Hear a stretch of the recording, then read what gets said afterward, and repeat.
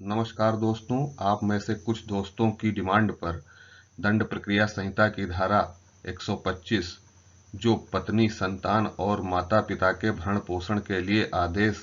का प्रावधान करती है पर वीडियो तैयार की है। वीडियो यदि पसंद आए तो लाइक और शेयर करें तथा यदि इस चैनल पर आप नए हैं तो चैनल को सब्सक्राइब कर बेल आइकन को भी दबा दें जिससे आपको वीडियोस लगातार प्राप्त होती रहें। आइए अब सीआरपीसी की धारा 125 पर चर्चा करते हैं। सेक्शन 125 सिविल प्रकृति की है क्योंकि यह व्यक्तिगत दायित्व के सिद्धांत पर आधारित है। इसके अंतर्गत किसी व्यक्ति पर आश्रित व्यक्तियों के भरण-पोषण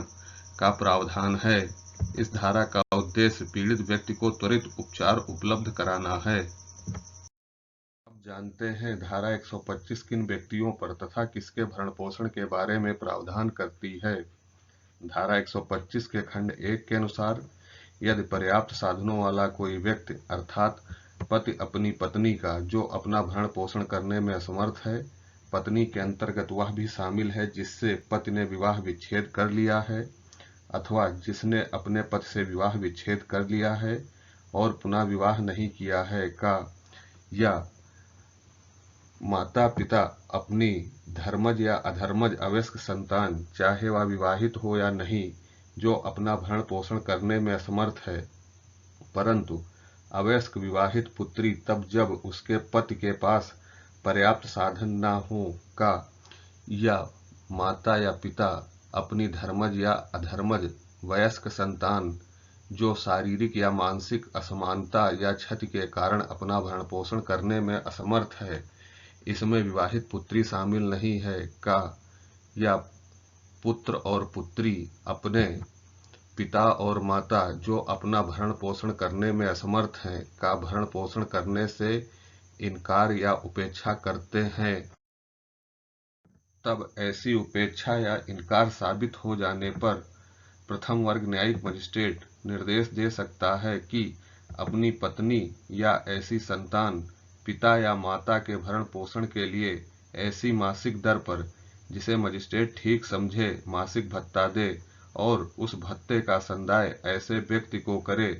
जिसको संदाय करने का मजिस्ट्रेट समय समय पर निर्देश दे। अपराध विधि संशोधन अधिनियम 2001 के द्वारा धारा 125 के खंड 1 में परंतु जोड़कर अंतरिम भरण पोषण एवं कार्यवाही व्यय के बारे में प्रावधान किया गया है। परंतु के अनुसार मासिक भत्ते से संबंधित कार्यवाही के दौरान मजिस्ट्रेट आदेश दे सकता है कि वह अपनी पत्नी या ऐसी संतान पिता या माता को अंतरिम भरण पोषण और कार्यवाही व्यय के लिए ऐसी राशि दे जिसे मजिस्ट्रेट ठीक समझे, परंतु अंतरिम भरण पोषण के मासिक भत्ते एवं कार्यवाही व्यय के लिए आवेदन का निस्तारण रिस्पोंडेंट पर सूचना की तामील के 60 दिन के भीतर यथासंभव किया जाएगा। आइए अब जानते हैं कि भरण पोषण या अंतरिम भरण पोषण के लिए भत्ता या कार्यवाही के लिए खर्च कब से संदेह होता है। धारा 125 के खंड 2 का अनुसरण करने से ज्ञात होता है कि भरण पोषण या अंतरिम भरण पोषण के लिए भत्ता या कार्यवाही के लिए खर्च आदेश की तारीख से या यदि आदेश दिया जाए तो आवेदन की तारीख से संदेह होता है। जब ऐसे व्यक्ति को आदेश दिया जाता है और आदेश का अनुपालन करने में बिना पर्याप्त कारण के असफल रहता है, तब प्रत्येक आदेश के भंग के लिए मजिस्ट्रेट देय रकम का जुर्माने की तरह वसूली के लिए वारंट जारी कर सकता है और वारंट के निष्पादन के पश्चात प्रत्येक मास के न चुकाए गए पूरे भरण पोषण या अंतरिम भरण पोषण के भत्ते या कार्यवाही व्यय के लिए 1 मास तक की अवधि के लिए अथवा उससे पूर्व चुका देने पर चुका देने के समय तक के कारावास का दंडादेश दे सकता है, परंतु ऐसा वारंट तब तक जारी नहीं किया जाएगा जब तक रकम देय होने के 1 वर्ष के अंदर आवेदन न किया गया हो। आइए अब जानते हैं कि पत्नी ऐसा भत्ता और खर्च पाने की कब हकदार नहीं होती है। धारा के खंड 4 के अनुसार यदि पत्नी जारकता अर्थात एडल्ट्री की दशा में रह रही है अथवा बिना पर्याप्त कारण के अपने पति के साथ रहने से इनकार करती है, अथवा वे दोनों पारस्परिक सम्मत से पृथक रहते हैं, तब पत्नी ऐसा भत्ता और कार्यवाही के लिए खर्च पाने की हकदार नहीं होती है। धारा के खंड 5 के अनुसार भरण-पोषण या अंतरिम भरण-पोषण भत्ता या कार्यवाही के खर्च के लिए आदेश रद्द किया जा सकता है यदि साबित हो जाता है कि पत्नी जिसके पक्ष में आदेश दिया गया है जारता की दशा में रह रही है, अथवा बिना पर्याप्त कारण के अपने पति के साथ रहने से इनकार करती है, अथवा दोनों पारस्परिक सम्मत से पृथक रह रहे हैं। अब जानते हैं कि भत्ता या कार्यवाहियों के लिए खर्च के लिए कार्यवाही कहाँ की जा सकती है।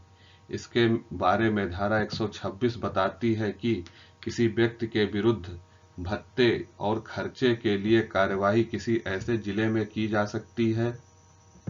जहां वह है, अथवा जहां वह या उसकी पत्नी रहती है, अथवा जहां उसने अंतिम बार अपनी पत्नी के साथ या अधर्मज संतान की माता के साथ निवास किया है। मोहम्मद अहमद खान बनाम शाहबानो बेगम के वाद में माननीय उच्चतम न्यायालय ने कहा कि धारा 125 सभी स्त्रियों, जिसमें मुस्लिम स्त्रियां भी आती हैं, को लागू होती है।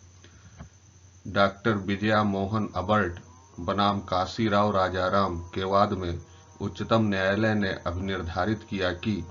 अपना भरण पोषण करने में असमर्थ माता पिता के भरण पोषण करने का दायित्व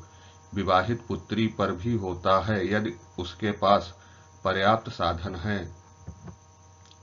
सविताबेन सोमभाई भाटिया बनाम गुजरात राज्य के वाद में उच्चतम न्यायालय ने कहा कि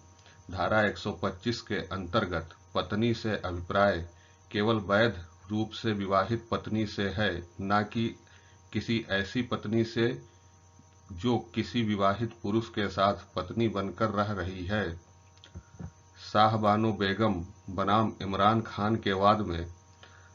अभिनिर्धारित किया गया कि तलाकशुदा मुस्लिम पत्नी इद्दत की अवधि समाप्त होने के बाद सीआरपीसी की धारा 125 के तहत भरण पोषण की मांग कर सकती है। आशा है कि इस वीडियो ने आप सभी दोस्तों का ज्ञानवर्धन किया होगा। वीडियोस को और बेहतर बनाने के लिए कमेंट बॉक्स में सुझाव जरूर दें। धन्यवाद दोस्तों।